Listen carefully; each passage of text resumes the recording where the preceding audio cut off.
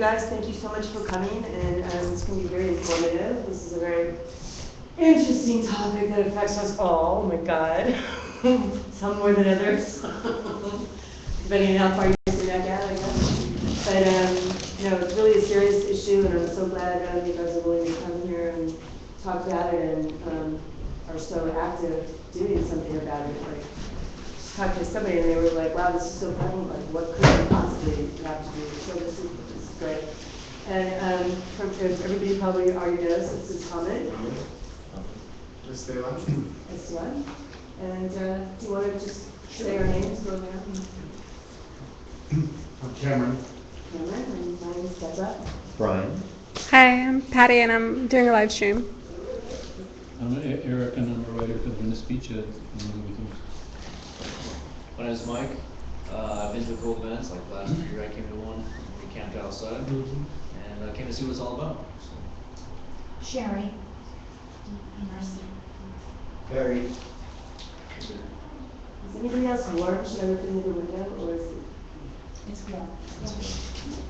I'll press window a little bit. Are you going to be too? No, we'll be fine. Okay, so let me know, or just feel free to. No, I didn't have lunch.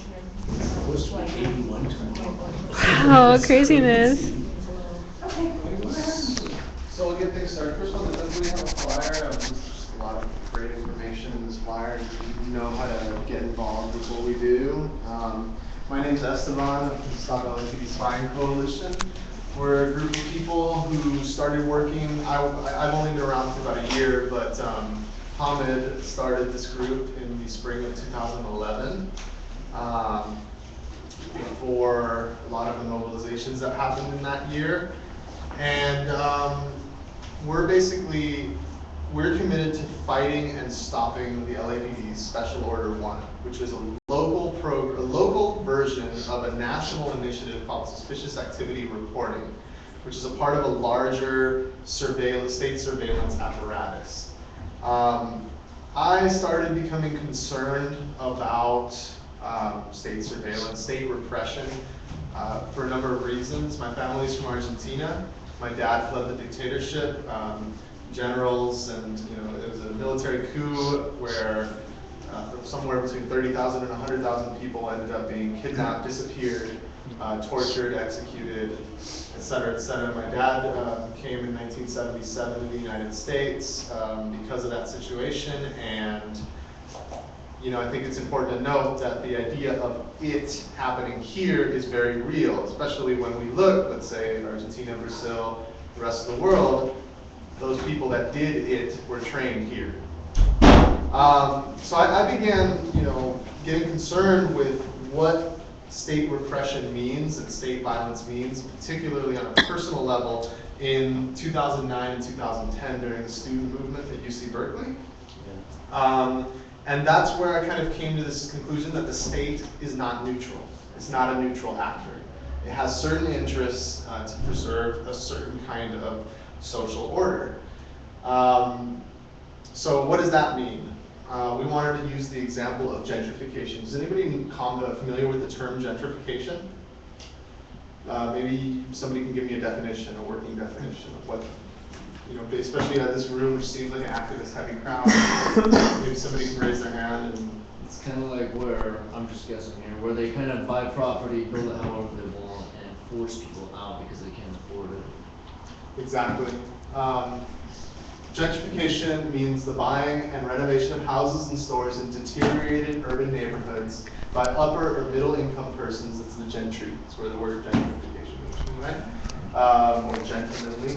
Thus improving property values, but often displacing low-income families and small businesses. People oppose gentrification because they believe it is oppressive and part of a greater class struggle by the privileged in society against those with lower incomes and those of the working class. Recently, a DHS memo was leaked in which they came up with this definition of what people who oppose gentrification are. The Department of Homeland Security understands anarchist extremists' meaning of gentrification to mean the buying and renovation of houses and stores in deteriorated urban neighborhoods, Anarchist extremists oppose gentrification because they believe it's oppressive and is a part of a greater class war led by the privileged against the rest of us. Now, we just wanted to take a look at what are missing in these gaps. This is a fairly standard way of describing the processes at work in different parts of the city, different parts of the country. This is what we at Stop LAPD Spying have come to conclude as othering. What we've noticed is that the justification for mass collection of data and mass surveillance that's occurring is based on this narrative of the creation of another. Muslim terrorists, you know, the hooded black man on your street with what do they call the Skittles, right? Or in this case, the anarchist extremist. And it begins with this creation of another and moves towards a justification for watching behavior and therefore a justification for collecting information on people. And it essentially moves into this realm where every activity that can be deemed suspicious is going to be watched. So that leads us into Special Order 1, or the iWatch program, which encourages local beat cops, but also members of the community to report activities which have a reasonable indication of being suspicious, of relating to terrorism or other such and such related crimes. The vague term has no legal standing, but is a legal fiction that was created for this purpose of collecting vast amounts of information. And our position is that this collection of information is unaccountable, is untested. There's no consensus that mass data mining actually predicts patterns of behavior, and essentially wastes resources and creates investigations on people who have not committed criminal activity. So I'll let Hamid go into kind of more of an explanation of what this apparatus looks like and how it all connects. Okay, so I'm just going to. So I think this is really a good start, because what we wanted to do was, rather than go from the bottom up, it's like, how does it look from the top down? And that's exactly how it's always been, that from the top down, and this is from the top down, that how Homeland Security, ultimately looking at this connection between corporate profit making and the state in the service of corporate profit making, and how this apparatus is used to oppress, to silence, to criminalize, and to incarcerate. And this is exactly like where anybody who is doing any anti-gentrification work or housing rights work, this seems to be coming out of their mission statement. LA CAN or Los Angeles Community Action Network and Union and all that. But this is where it goes. And this, by the way, is a result of a memo that was revealed, that we found out. It was published, and this memo came out in July of 2013. And this memo comes from the Department of Homeland Security homegrown extremist section, domestic terrorism section, and the FBI analysis section. So in essence, they took 3 instances of arson in 2011 and 2012. One was in Vancouver, Canada, the other one was in Seattle, Washington, and the third one was in Grand Rapids, Michigan. But those things were enough for them to now go into this thing, release a memo, and then at the end of the memo, they asked that suspicious activity reports that Esteban talked about should be filed on any low-level activity which would lead to higher activity of arson. So what is that low-level activity? If you're flying, if you're organizing, if you're protesting, if you're rallying, if you're talking about gentrification. And that's what this thing comes out of. This is, we just kind of drew off some of the stuff that we know. We didn't have enough papers, but this is just kind of looking at, again, a bird's eye view of Los Angeles Police Department's surveillance apparatus. This is what it is. So Special Order 1, you'll keep on hearing us talk about SAR, which Esteban talked about, the Suspicious Activity Reporting Program, which is a national initiative, and it started in LA in March of 2008. And the result, it's an extension of, people know about 9/11, there was a 9/11 commission that was established. the 9/11 Commission came out with a report, and their underlying thesis was that the events of 9/11 happened because there was information breakdown. The agencies were not speaking to each other, immigration was not talking to the FBI was not talking to the flight schools were not talking to Highway Patrol, and on and on and on and on, which we can argue what that thesis means. But one of the things they recommended was to Congress that Congress needs to look at it seriously and create an apparatus where they can connect these dots. So Congress then in 2004 passed the Intelligence Reform, the Terrorism Prevention Act. Or the acronym is IRTA. And in that Intelligence Reform, Terrorism Prevention Act, they mandated for the president, the executive branch, to create a nationwide, what they call information sharing environment. That's what our ISC. We know that the Immigration and Customs Enforcement and ICE, but think of it as like a huge information sharing environment, like an umbrella ICE. So then the next thing was, and in that time, and it's interesting how structures get developed and how these things get justified, an office of the Director of National Intelligence was also established at that same time as well, which you may have seen Jim Clapper now on television since the NSA things have been revealed where he publicly lied about information gathering and the metadata, right? So that was the office that was established, which now works in concert with and oversees a lot of different intelligence gathering, including the military intelligence, defense intelligence, CIA, and several other intelligence agencies. They also created, just concurrently, what is known as the National Counterterrorism Center. And I'm pointing a lot of this out because, it's necessary for us to not to remember, but to at least understand that what this mapping of the structure means. So the the Director of National Intelligence came out with this process that's saying that, okay, well, we can start gathering this information and share this information, but most of the information that we come across is when somebody violates a law, and where somebody commits a crime, or somebody's like breaking a red light, or somebody's caught for stealing, or somebody has explosives on there, or somebody has guns on them, or whatever, however they want to, and that gets uploaded into the data, and we can share that. How can we start looking at predicting what people may be doing, right? And so this overarching theme that LAPD has is, and this is a part of all of this, is called intelligence-led policing. And this idea emerged out of England. That England, and if some of you know that London is the most surveilled city in the world. It has the most cameras, the most everything, and of course we're catching up very fast. So the idea was that how do we start thinking of the future, and what could indicate that somebody may be thinking of committing a crime? So now we're getting into this thought police, Minority Report, a lot of this predictive kind of thing.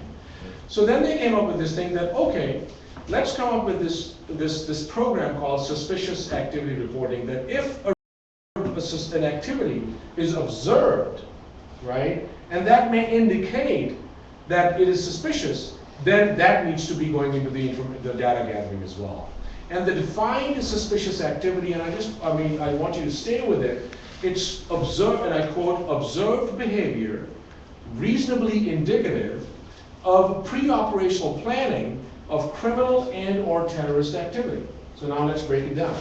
Observed behavior reasonably indicative, that it's reasonably indicating that I'm watching something that somebody's thinking, that's pre-operational activity. So it's pre-operational planning. So I've observed somebody who's doing something, and they may be thinking of committing a crime or a terrorist act in the future.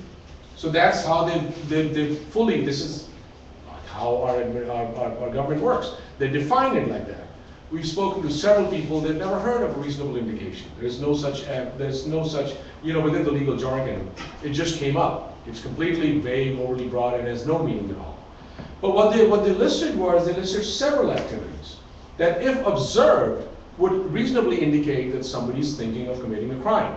And many of them, and some of them had like somebody carrying a radiological material, or somebody carrying a whole cache of guns in their car, or somebody carrying explosives and all that. But then they also listed a whole lot of innocent, non-criminal type activities, like taking photographs in public, like using video cameras, drawing diagrams, taking notes, walking into an office and asking about hours of operation, and then changing appearances. So the argument was that if somebody is taking a photograph out there, then that behavior can be branded as suspicious because Patty may be thinking of doing something in the future which may be a result of, which could end up as a criminal or terrorist act. I mean, completely bogus, has no meaning at all, but for them it carries a lot of meaning. It completely opened up on a whole new realm for data gathering on people. It completely opened up like how everybody, so in essence, they completely flipped the script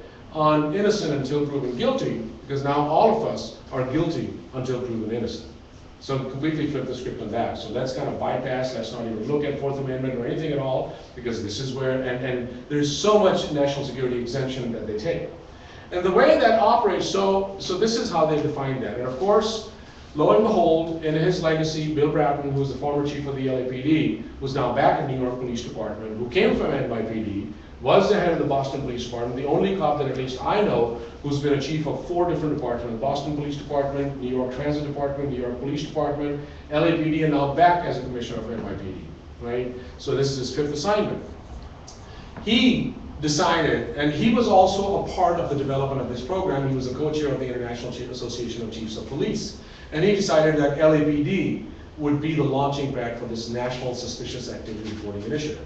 And Bill Bratton on March 5th of 2008 released a special order, didn't go through any public scrutiny, didn't go through the city council, nothing. It was the police's order, the chief's order, which mandated every LAPD cop to start filing suspicious activity reports when they observe that behavior.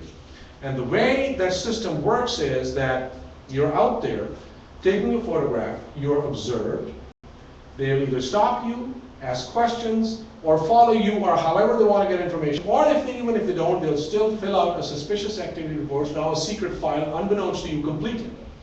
A secret file has been opened on you. It's immediately sent to the commander of the police station or whoever the in charge is mandated within 24 hours. That file for a benign act of taking a photograph is immediately sent and uploaded in LAPD's Major Crimes Division, Counterterrorism Special Operations Bureau.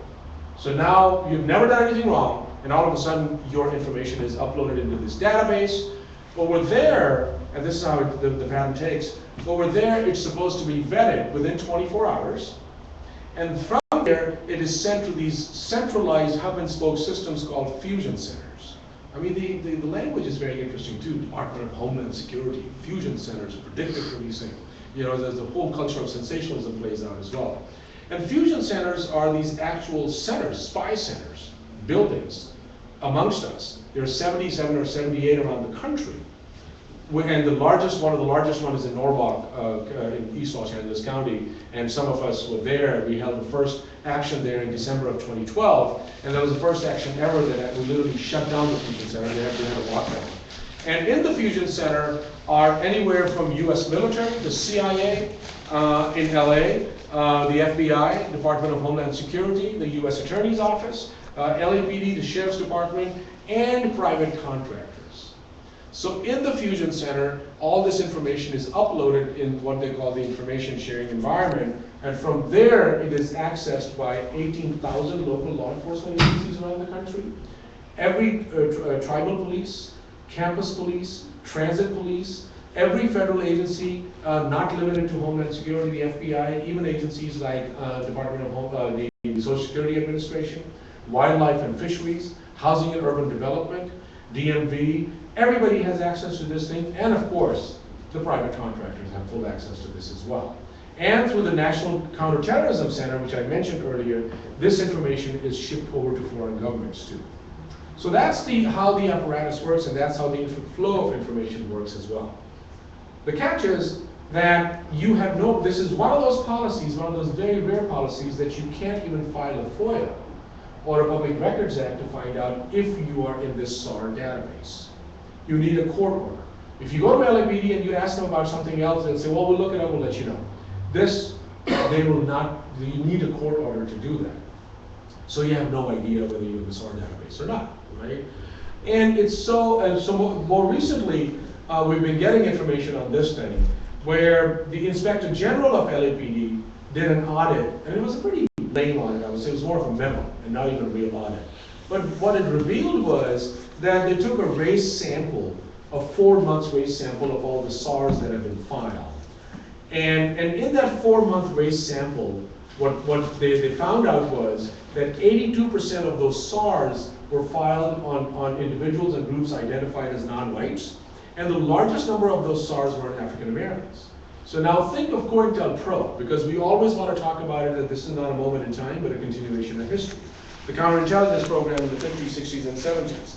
The stated intent was communism, but 90% of the time it was spent on the civil rights movement, on the black liberation movement, on Chicano movement, and everything else, how the FBI was doing.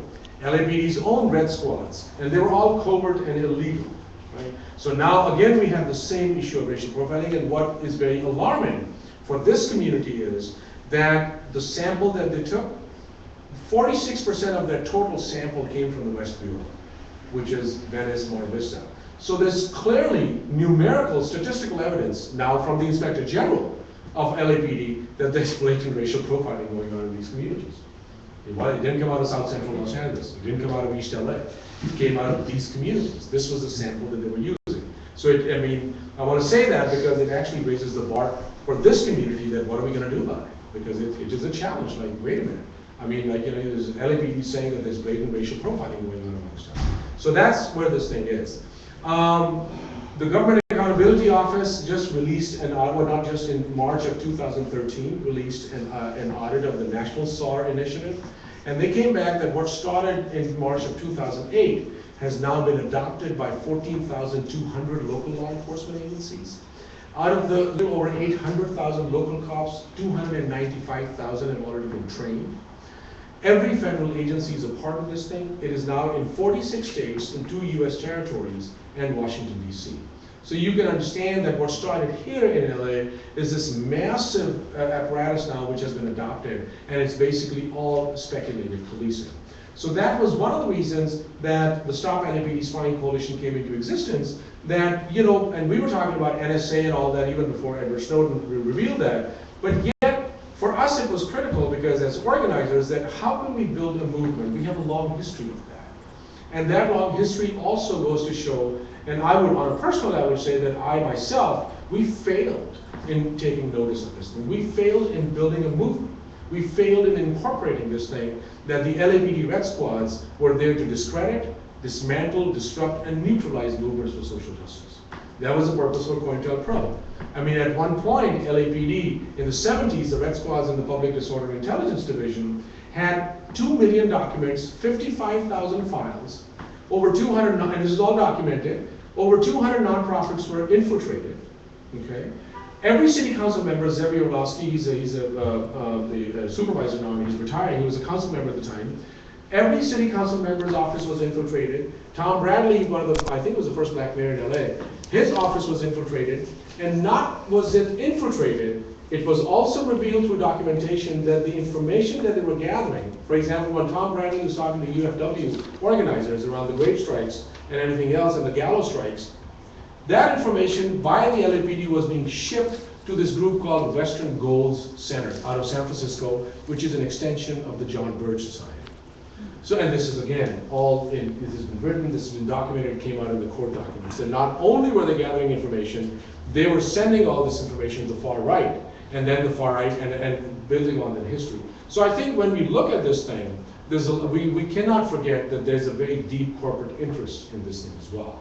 In July of 2010, Washington Post did a study, and they call it Top Secret America, and it's also on our website, www.stoplapdspying.org. And in July of 2010, it's now, just increased exponentially. At that time, they identified 1,938 corporations involved in the surveillance industrial complex, and over 1,250 government organizations involved. And when you look at this apparatus, and now, we know where this thing goes. So that was just Special Order 1.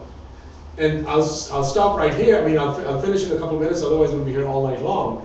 But this is where it gets really interesting. In October of 2009, as Bratton was leaving, they introduced what they call an iWatch, small letter I, upper caps watch, and the tagline is "See something, say something." And you may have seen this time, "See something, say something" in trains and all that. And the idea for this program was to actively go and recruit community informants and to create snitches in our communities. We've gotten through Public Records Act some of the information on that, and we found out that the SARs filed through iWatch, over 72% don't even meet basic LAPD guidelines. So of course, people's biases were playing out too. So now, this is one leg of the stool where cops are now observing and opening secret files. They're recruiting community informants into this thing. This is the key third leg of the stool, which particularly for political activists, they need to pay a lot of attention. ATIS stands for the Anti-Terrorism Intelligence Section of the LAPD. Okay, this was established right after LAPD was exposed, and this picked up a lot of steam after the 1995 Oklahoma City bombing. Their intelligence gathering guidelines, which were scaled back as a result when they were exposed for illegal activities, went up again. And they were again revised in September of 2012. And according to this now, LAPD can plant legally, I mean they used to do it covertly and illegally, now they can legally plant informants in political organizations based on a tip. No probable cause, no reasonable suspicion. They can plant informants for 6 months in any political organization. Number two, LAPD can now take on fake identities and fictitious personas to go into your web-based and social media sites. And now they can actually, if it's elevated to a certain level, they can start having chat with you too, and they can start. So basically, while we talk about NSA spying, which is out there, you know, this is even more insidious and dangerous because they're actively entrapping people. They're actively engaging people into it. So this whole issue of an infiltrator or an agent provocateur is not just limited to physically somebody being there and making all these claims, which we just saw the NATO 3, who were just released, and how undercover cops were actively engaged, and they were the ones who actually told them how to make Molotov cocktails, and one of them actually took off his or her bandana and made a wig out of that for this Molotov cocktail as well. But yet, because they were entrapped, they were the ones who went to trial as well. So now, as a result of this, they can actually engage you into this conversation and entrap you as well. So that's the three-legged stool. Then this is the electronic surveillance. TrackWire is like the street camera, where they pick up your real-life image and it's shipped into fusion centers and other databases, your information goes in. Stingray is a device which basically mimics cell phone towers, so they can actually, like right now, they have put a device out there, and our cell phone conversation can be immediately picked up and recorded and all that. ALPR is the automatic license plate readers. All over the city, what they have done is they've created these cameras, so if they pick up people and they have real-time movement of people, that where are you going? Where do you go shopping? Where do you go out on a date? Where do you live? Where do you work? So they create these maps and these databases that through the automatic license plate reader, so your actual movement is constantly being tracked as well. This is the high definition cameras, which are extremely high definition. I put down Predpol. This is what is called predictive policing. This is what we went to the police commission yesterday. Predictive policing comes out of the Department of Anthropology at UCLA. There's a professor, his name is Jeff Brantingham, who got grants from the US military.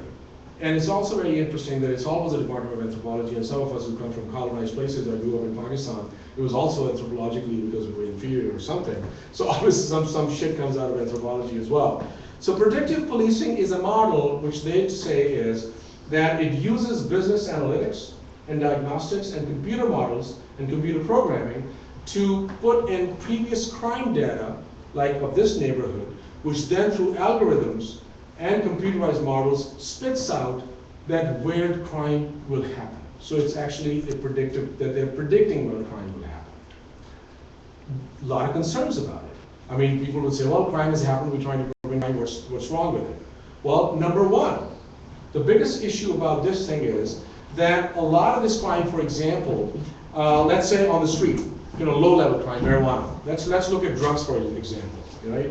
So we already know the war on drugs and the disparity in drugs and how meth versus crack cocaine versus powder cocaine, 100 times, 10 times, and all this stuff. We already know the disparity. They go into these neighborhoods, crime has been committed, low-level crime, poor neighborhoods, people of color predominantly. That information is being fed.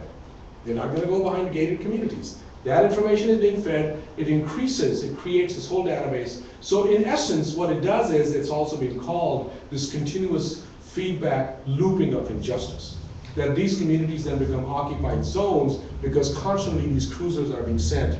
And they started testing this model in 2011 in the Foothills Division in Northeast San Fernando Valley, or that area, and now it's increasing, it's moving into different areas as well. And that's what predictive policing is called. And then of course, this is called the Harbormaster and Sky Sapiens. What this is, these are mounted basically drones. And now this is the latest Israeli technology that is coming out.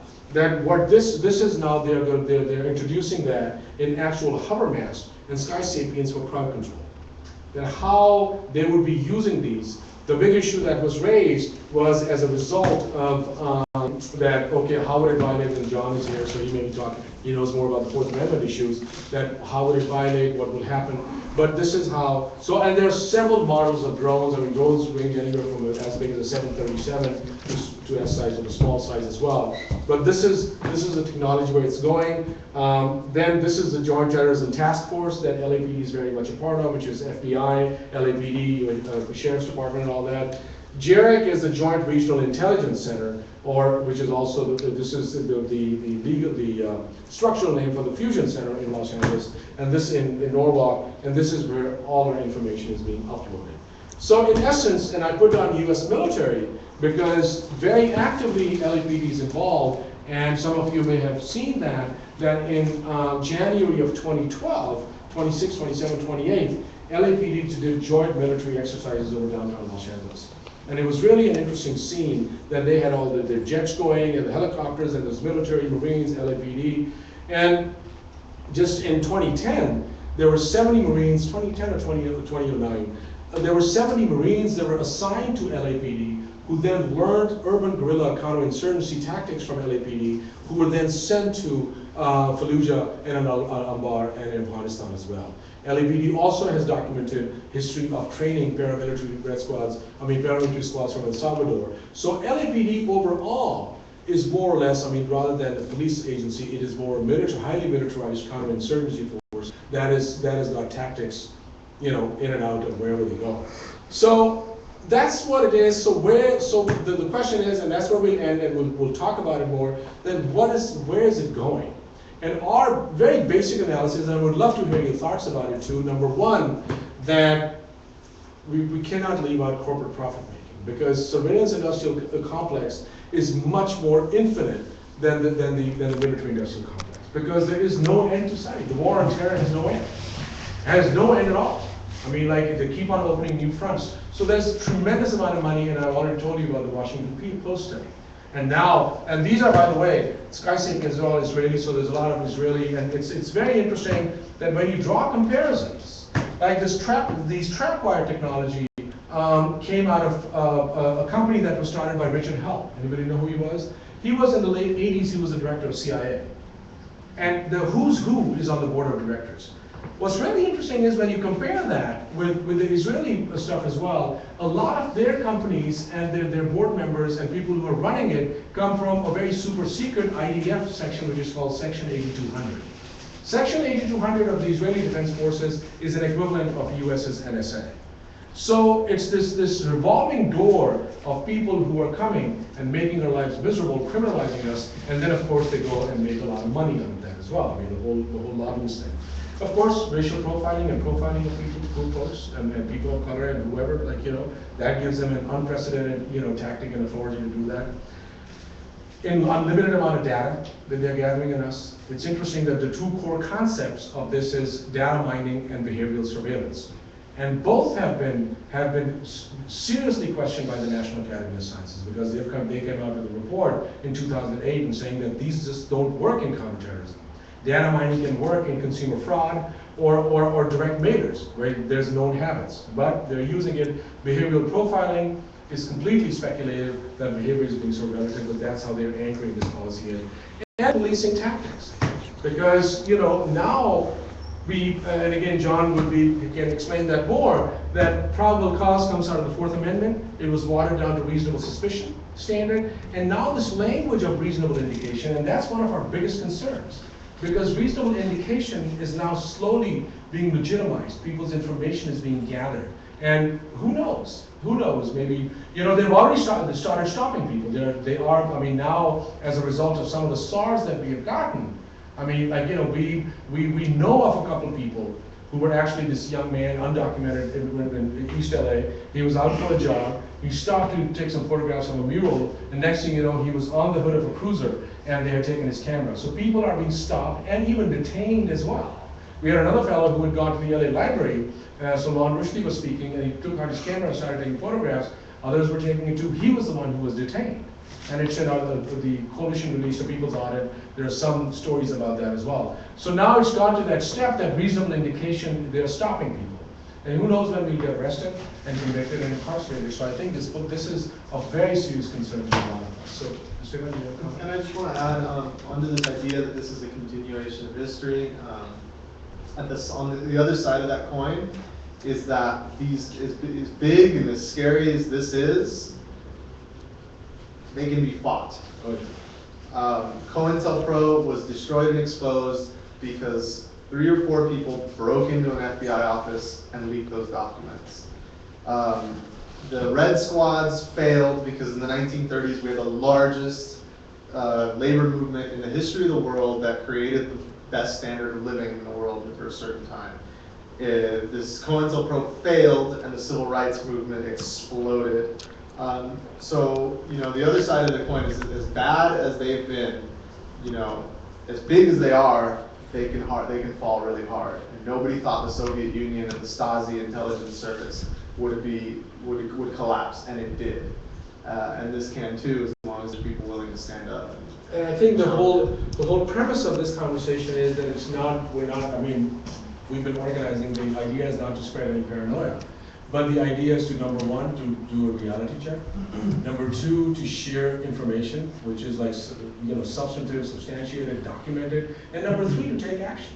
So we come here as like, you know, like we look at you as our thought partners, as our strategic partners, and our action partners. And how do we then think together?